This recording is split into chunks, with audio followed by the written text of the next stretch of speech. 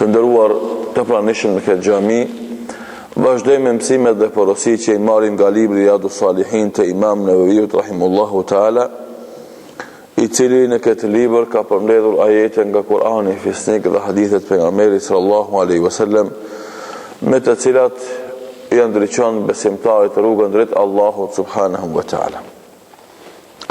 Jemi në kapitullin që flet për mundin dhe përpjekjen që duhet të jetë besimtari në rrugën drejt Allahut subhanahu wa taala. Kemi arritur në hadithin e 104 që nga fillimi dhe hadithin e 10 në këtë kapitull ku Imam Nawawiu rahimahullahu taala thot: An Anas radhiyallahu anhu an Rasulillahi sallallahu alaihi wasallam qala: Yatba'u al-mayyita thalathatun أهله وماله وعمله فيرجع اثنان ويبقى واحد يرجع أهله وماله ويبقى عمله متفق عليه.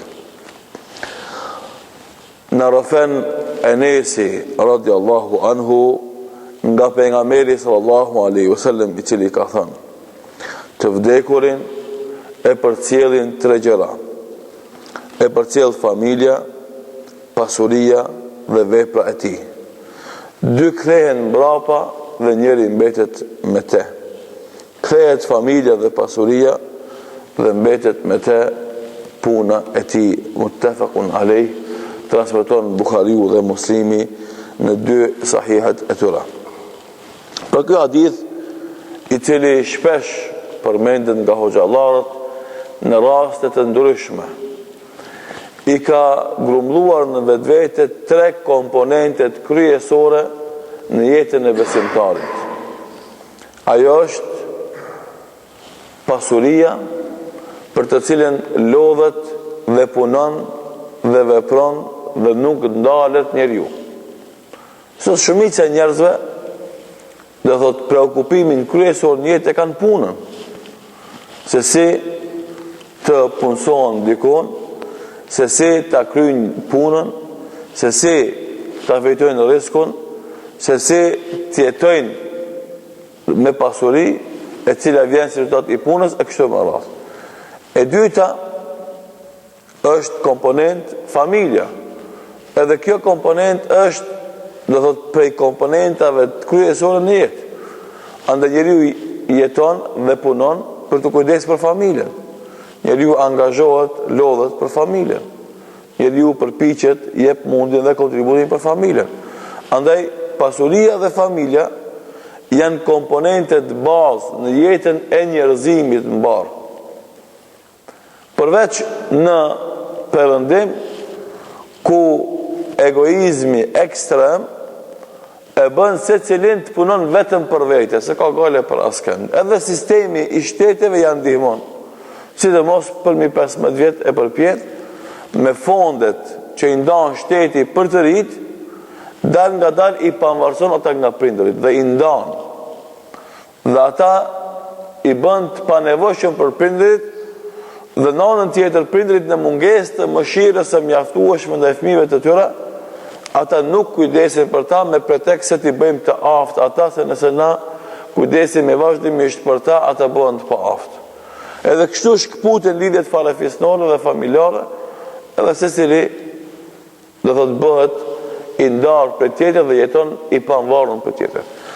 Dhe komponente e tretë e jetës është vepra, puna, e cila mund të jetë punë për dynjë dhe mund të jetë punë për ahiret. Në këtë rast i tejkalon kufit e dynjës, sepse dy të parat ishin për dynjë, ishte pasuria dhe familje, punë ekskluzive të dynjës. Që në kuptimi i fjalës punë dhe vepër, këtë rast të ketë kuptimin e ahiretit, veprave të ahiretit. Dhe kjo është përshkrim figurativ i pejgamberit sallallahu alaihi wasallam, që ta shohish, ta paramendosh. Andaj secili prej neve, kur e ndëgjon këtë hadith, e paramendon një figurë se si kur e përcjellin njeriu deri te stacioni i fundit i dynjas, shkon me te pasuria, shkon me te familja, shkojnë me te veprat e mira, dhe që ndodh? Pasuria dhe familja nuk futen në varë. E këtu është interesant për të bërë një krahasim. Maharët, faraonët edhe mbretërit kanë kërkuar që edhe pasurien të fusin me ta në varë. Duke mendu se nëse e fusin me qypa lirat në varë, kanë mi met ati dhe kanë mi bo dobi para Zotit. Dhe ajo nuk ka met me ta, dhe normalisht në shumicën e rasteve janë zbulu ato vareza dhe janë zbulu ato thesare dhe ato pasuri dhe i kanë shpytu njerëzit. Si ka met ati mi bo dobi para Zotit. Bile tash me këtë ethet e hulumtimit të thesareve nën toksore, s'ka met vend pa u gropu, s'ka met vend pa depërdu. Bile para disa ditve, për apo njeri, thot kemi informat se më një gjami ka thesare nën toksore. A ban me gropu në gjami mrena me i marë atë pasuri. A është vakëfa e pasuria, për nuk është. Dhe thot nuk kanë lënë vend pa e ulumtu e pa dhe thot e gropuit me pretekst ose me synim që të gjenë thesare në toksore. Që që edhe aj që ka fut pasurin me vetin në varë, nuk i ka bo dobi si ka mërim në jetën pas sa Allah su ka bo kiameti që ka ti mi dal e mi bo dobi ajo pasuri. Dhe thot vite e vite kanë shku. Ajo që është e zakonshme të shumice e njerëzve, që as familja, as pasuria nuk futen me te. Por pasuria dhe familja kthehen prap. E tash veprat, shikoni edhe këtu është një urësi e madhe. Pse veprat nuk kanë formë, veprat e mira që i bëjmë na dhe shpërblimi për to nuk ka formë. Se për ndryshe, për shembull, kur fiton ti pasuri, duhesh me pas vend për me lënë pasurin. A tu shtu galja për me agjet vendin pasurisë. Edhe familja, tu shtu, duhesh ti me shtu shtëpin për me vend familjes. Veprat, a ki problem për shembull në një jetë me thonë, vallai ku bo shumë punë të mira s'kan ku ishti. Kjo është urtësia Allahut që veprën e ka bo do thot objekt pa formë. Por mos me zonë vend. E para në jetë, se njerëzit kanë bëjnë veprat mira, sa për shembull se dikush e mush një dhomë me pare, miliona dhe miliarda, dikush me veprat e tija bën aq shumë sa që jo një dhomë, por ndoshta një ndërtesë e mush me veprat e tija të mira, nëse ato do të kishin formë konkrete. Dhe për këtë që nga urtësia Allahut ka qenë që veprat mos kanë formë, që të zonë vend. Për ndonjë dhe e dyta, ja kur të shkosh ti te Zoti jot, duke kalu stacion e fundit të dunjas, vorin që të nëse kanë formë ato, atë sërështin të në formë. Andaj nuk kanë formë, por i ki me veti. Edhe normalisht që pasaj në ahiret të logaritet, andaj ulemat, kur kanë folë, se si ka mundësi mu logarit veprat e njeriu në kantar, në ahiret. Se na edhim të gjithë prej elementeve të besimit, është besimi në kantarin, i cili i logarit veprat e njeriu, të mira dhe të këqijat. E kanë thonë, si ka mundësi të veprat pas kanë formë, veprat e mira, po edhe të këqijat, që ti i bën. Si ka mundësi mu logarit kantarët e kur s'kanë formë. E ulemat kanë thonë, përgjigje kanë thonë, dy përgjigje kryesore dhe atë e kemi përmend ku kemi folë tek mësimet mbi besimin islam. Mbi pjesët përbërëse të besimit islam, për tyre është edhe besimin në ditën e kiametit dhe në ringjallje. Dhe aty kemi folë pastaj për kantarin, për peshoren, e cila i peshon veprat e njeriut. Dhe kemi përmend këtë çështje, se si do të llogariten veprat tona kur ato s'kan formë. E ulemat kanë thonë dy mendime kryesore. E para, kanë thonë Allahu dhul xhelal të gjitha veprave tona do t'u jep formë. Edhe ato do të vendohen kantar si formë, për me zonë vend, për më mat. Se gjë abstrakte nuk mund të matet.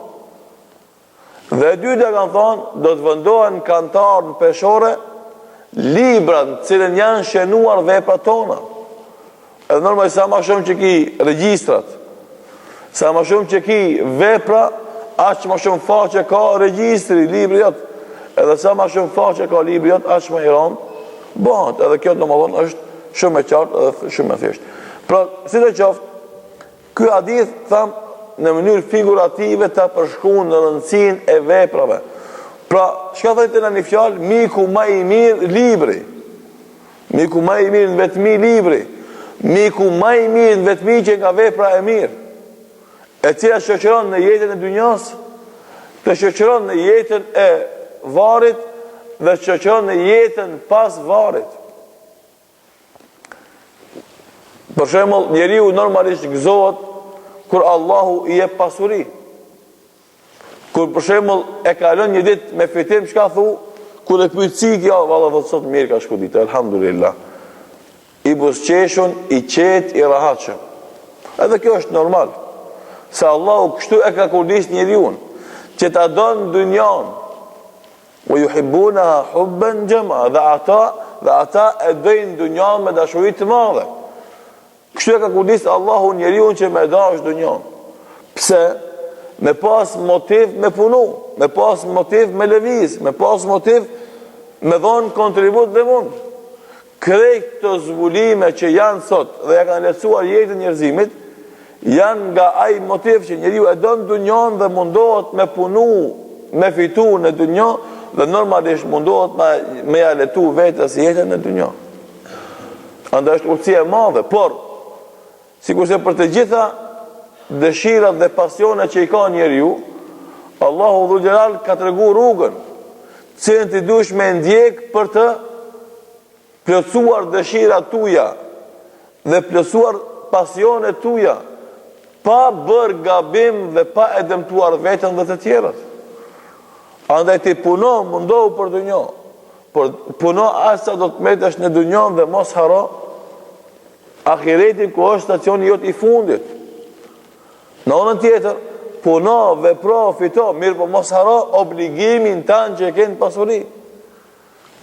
Për këtë shkak pastaj, besimtari me pasurin e ti, që e fiton me mundin e ti, janë ndihmon në vetë që ajo pasurit të shëndrot në vepër të mirë në fund. Kjo për ka vlen për pasurin e besimtarit. Pasurin halal të besimtarit të devotshëm. Ajo pasuri që është rezultat i mundit, i gajles, i prokupimit, i angazhimit. Kur ti e fiton me halal dhe harxhon në halal, e parë, e dyta, e fiton me halal dhe harxhon në interesin e familjes, e dyta, e treta, e fiton me halal dhe harxhon në interes të muslimanëve që ti ke obligim ndaj tyre, siç është zekati dhe sadakaja.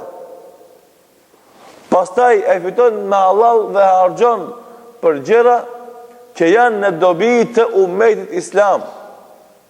Fiton çka? Fiton ato që pejgamberi sallallahu alaihi wasallam ka thonë për Ebu Bekrin radhiyallahu anhu, ma nafa'ani malun mithla ma nafa'ani mal Ebu Bekr. Asnjë pasuri s'm ka bë dobi, aq sa më ka bë dobi pasuria e Ebu Bekrit radhiyallahu anhu. Do gjithë na e dim, do thot kontributin dhe flijimin e madh të Ebu Bekrit radhiyallahu anhu për ta ndihmuar Muhammedin sallallahu alaihi wasallam dhe promovimin dhe përhapjen e mësimeve dhe porosive të tij. Dhe për këtë shkak edhe që ai mund i dunjos, te besimtari shndrohet në vepër e mirë që ai gëzohet me të në varr. Për këtë shkak njeriu duhet me mendu mirë. A më mirë është mas veti me lënë pare, a më mirë është mas veti me lënë vepra. Pa dyshim se vepra me lënë është më mirë. Dhe për këtë shkak të gjithë ulemat për para i kanë mësu tregtar dhe pasarek që ata sa të janë gjallë të bëjnë hajrate dhe të bëjnë vakëfe. Pse? Se ashtu sikur se ti punon në botën e biznesit që ke dëshirë të bësh një punë nga e cila fitimi ka me vazhdu gjatë kohë pa u ndërprer, ashtu të veprosh edhe në lidhje me shpërblimet, sevapet. Ta bësh një vepër që shpërblimi prej saj ka me vazhdue edhe nëse ti vdes. Andaj kanë mësu musliman me bo hajrate dhe vakëfe, dhe na sot musliman e shekullit 15 si pas hijretit.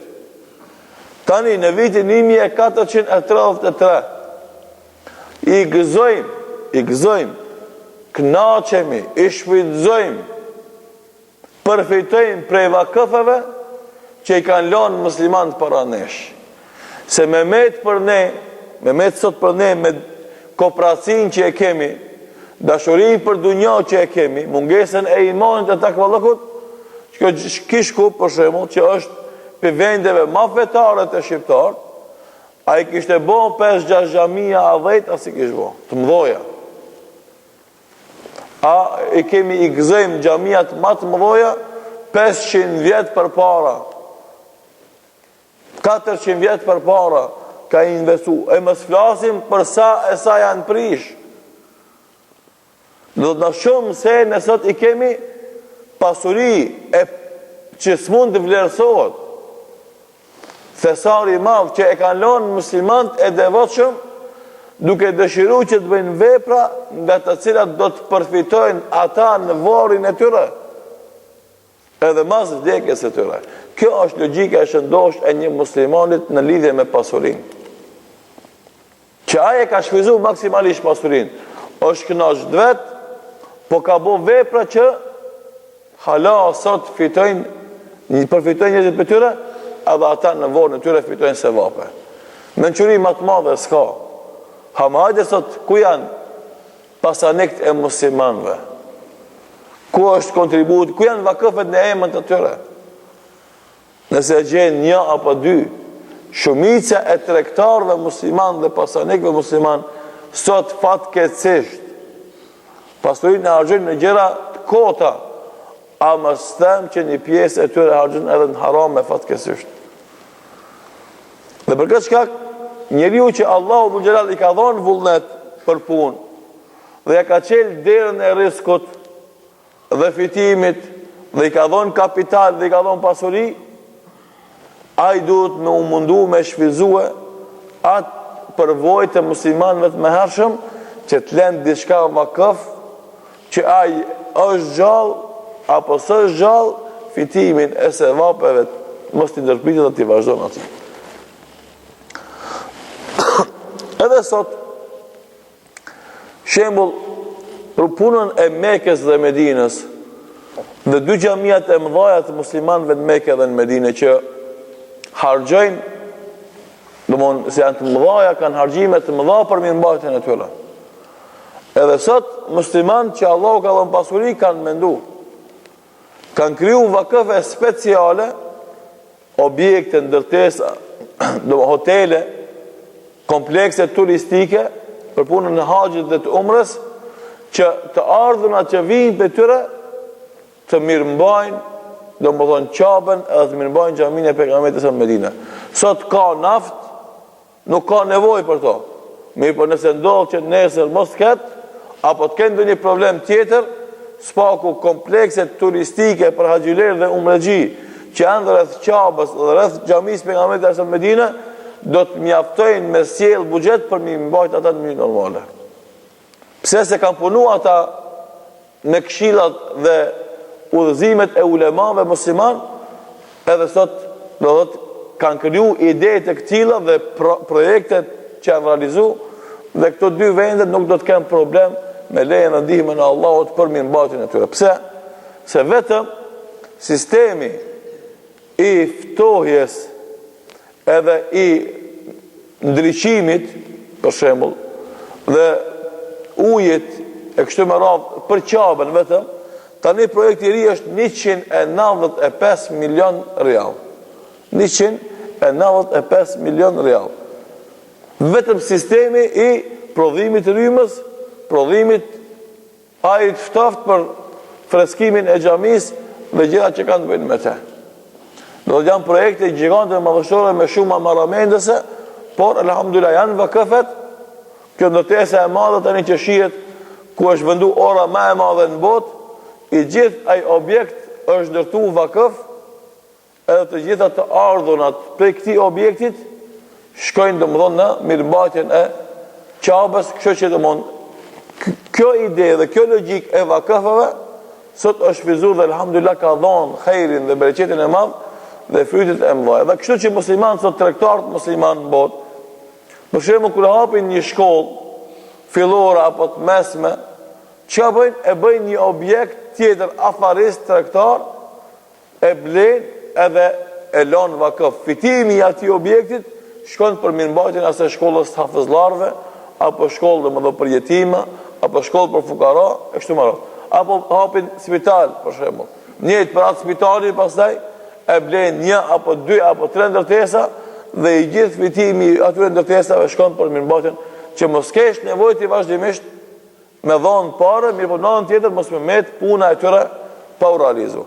Por kjo është koncepti i pasurisë tek muslimanët si veprim civilizues dhe kulturor që sot nash, mas 500 viteve, 700 viteve, 800 viteve, vim edhe i gëzojmë ato të mira, po i gëzon edhe pronari i vet ato të mira, se na vazhdimisht themi Allahu e mëshiroft atë që kanë ndëtu këtë xhami, që na këtu falemi, që bëjmë dhikr, që bëjmë vepra të mira, po edhe që marrim abdes, që ndoshta edhe flejmë, ndoshta edhe pushojmë, ndoshta edhe i shfrytëzojmë për gjëra të ndryshme, gjithsesi që shfrytëzohet një xhami, shpërblimi i shkon me automatizëm atij që ka ndërtu këtë xhami dhe ka kontribuar për ndërtimin e kësaj xhamie.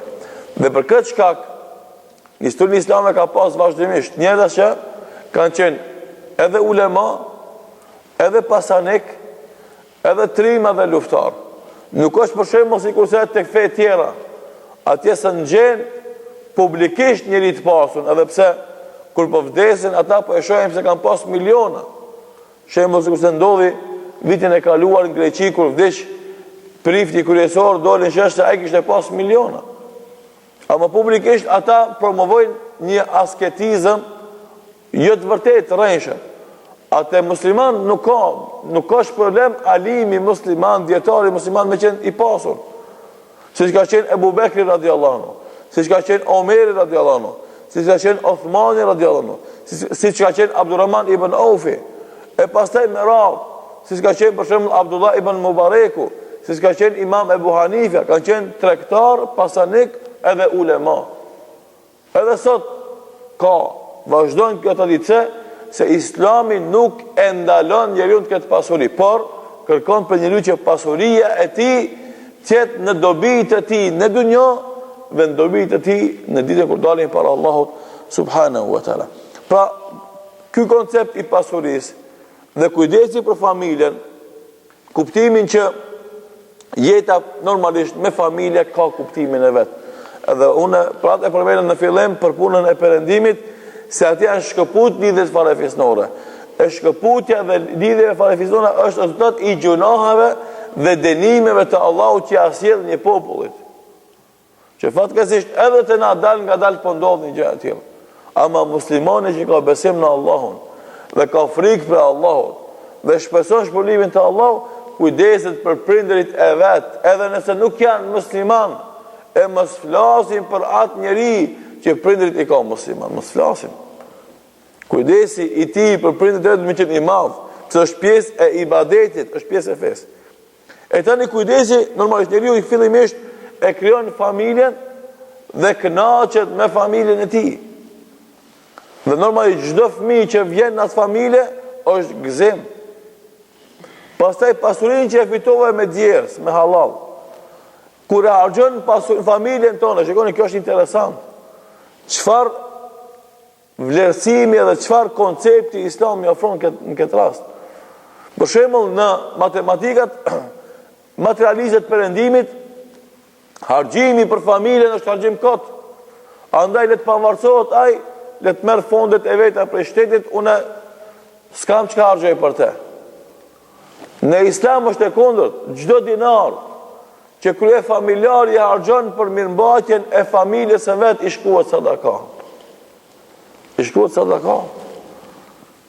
Andaj i tha pejgamberi sallallahu alaihi wasallam Saidit që ishte në Mekë dhe ishte i semur, tha ja Rasulullah, kam pasuri dhe po duhet të tërrin me lon vasijet, mos me lon të rashëgim fëmijëve asgjë. Në testament me shpërnda. Tha atalo Ati lo, tha, atë gjithën, tha, jo, shumë. Ati lo 2/3, tha, shumë. Ata lo 1/3, tha, edhe 1/3 o shumë, po mos i po insiston lene. Pse? Tha, se të losh familjen tënde të pasur, është më mirë se të losh ata fukara e të lypin për njerëzve. Pra lufta dhe puna që e bën njeriu për të kriju pasuri, që familja e vetë mos bëhet e varfër dhe të poshtërsohet e të nënçmohet duke lypë tjerëve, është më mirë me lënë atë me pasuri se sa me lënë me borxhe ose me fukarallëk. Kjo është një. E dyta, thamë, pejgamberi sallallahu alaihi wasallam, çdo dinar që ti harxhon për qyrin e familjes tonë, ta llogarit sadaka. Dhe thot, wa fi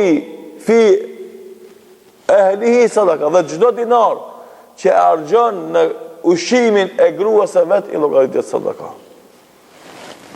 Pra, dikush thotë unë harxova pasurinë për familje, edhe ka raste ku njerëzit janë kopras ndaj familjes së vet dhe nuk lejojnë që ata ta gëzojnë atë pasuri që ka dhënë Allahu. Nga frika se si të harxhohet pasuria në familje, u harxhu si sasi edhe nuk ka ku një farfajde pisa. Jo, të llogaritet sadaka, harxhimin tanë që e bën për familjen tënde, për ushqimin e tyre, për veshmbathin e tyre, për strehimin e tyre, për shtëpinë e tyre, këtë kjo llogaritet sadaka. Andaj shikoni investim të pasurisë që ti e fiton në kohën që të ka dhënë Allahu. Dhe harxojmë për familjen tonë që normalisht para se gjithash të japsh edhe edukat islam edhe udhëzim islam, pa këtë kjo qenë ka shndrohet në fund kapital të veprave të mira që mbetet me ty në herë. Andaj kur muslimani kështu e kupton jetën, atëherë dita kur shkon te Allahu shkon zengin. E kjo është kuptimi asaj që ne kanë tregu baballar ton për një hoxhë së vjetër në Shkup, apo Sfevziut rahmet i pas shpirti, i cili në tubime të ndryshme kishte pas thonë si ka shku be filoni, a ka shku zengin, a fukara. I kanë thonë që moti hoxh po filoni be fukara ka qenë. S'po pys me pasuri, po pys për vepra. A ka qenë zengin në vepra të mira apo fukara? Se dikush nuk është zengin me pasuri, ama është fukara me vepra të mira. Edhe kundërta, dikush është fukara në pasuri, ama është zengin në vepra të mira. Andaj ajo që është me rëndësi, ajo e zengin në vepra të mira, ajo e fukara në vepra të mira. E tash, matematikën që të tash tregon se nëse je musliman i devotshëm dhe e fiton punën rizkun me halal dhe t'jep Allahu bereqet dhe ki pasuri, je zengin edhe në dunja edhe në punë të mira. Edhe ka dikush që Allah si ka dhënë pasuri në dunja, si ka dhënë rizk në dunja, pa as ai bën punë të mira për shpirtin e tij, ai është fukara edhe në dunja edhe në ahiret. Normalisht, ajo që është më rëndësi që mos të habite njeriu e të mendon se është zengin dunja, ka me qenë zengin edhe në ahiret. Edhe kundërta, mos trishtohet dikush e të mendon se është fukara në dunja, ka me qenë edhe fukara në ahiret. Jo, zengin edhe fukara në dunja edhe në ahiret je nëse punon për dunja sa kime jetu në dunja dhe nëse punon për ahiret sa kime mbet në ahiret. Dhe normalisht ky hadith jep mesazh kryesor që mundi, kontributi për pjekja jote për të shkuar te Allahu ka me të paguaj ditën kur dalin para Allahu subhanahu wa taala, dhe është inkurajim dhe motivim dhe stimulim për besimtarit me vazhdu në vepra të mira, sepse vetëm ajo ka me qenë me te ditën ku të largohet prej teje edhe më i dashur i jot. Edhe ai që më shumë të ka dash, detyrimisht ka mundohë prej teje. Edhe djali jot, edhe vajza jote, edhe gruaja jote, edhe nana jote, edhe baba jot, edhe vllau jot, edhe shoku jot, kanë me të lonë dhe në vorë, dhe kanë largu prej teje, ama punët e tuja të mira kanë me qenë miku dhe shoku ma besnik që edhe në momentin ma të fështirës kanë largu prej teje, ka me qenë me ty. Dhe prej mësime dhe porosive që kanë përmend ulemat, është se përfitimi i vërtet, i realt dhe dobia e vërtet, është ajo dobi e cila vazhdon me qenë me ty edhe pas vdekjes, jo vetëm ajo që është në jetën tonë, se njerëzit habiten. Mendoj se nëse kanë fitim pikë kësaj në dunjë, bollo, jo. i mençuri mundohet me vepra që fitimi i tyre i është me të në jetën e tyre, është me ta në vorin e tyre, dhe është me ta në ditën kur dalin para Allahut. Kjo është fitimi i vërtetë. Edhe kështu do të më gjatë për me pas fitim për të gjithë jetës tonë dunjë edhe në ahiret. Lutim Allahun na jep vazhdimisht inspirim për të bërë vepra të mira, na jep vullnet për të bërë vepra të mira, na ndihmon në veprat e mira dhe na ndihmon mos t'i prishim ata në dunjë para se me shku te Allahu Dhul Jalal. Lutim Allahut na jep ditë të mëshme dhe vepra të mira, na jep hajër dhe bereqet dunjë dhe në ahiret. Wallahu ta'ala alam. وصلى اللهم على محمد وآخر دعوانا أن الحمد لله رب العالمين. محمد يا رسول الله يا حبيب الله يا رسول الله يا حبيب الله يا نبي الله محمد يا رسول الله محمد يا حبيب الله محمد يا رسول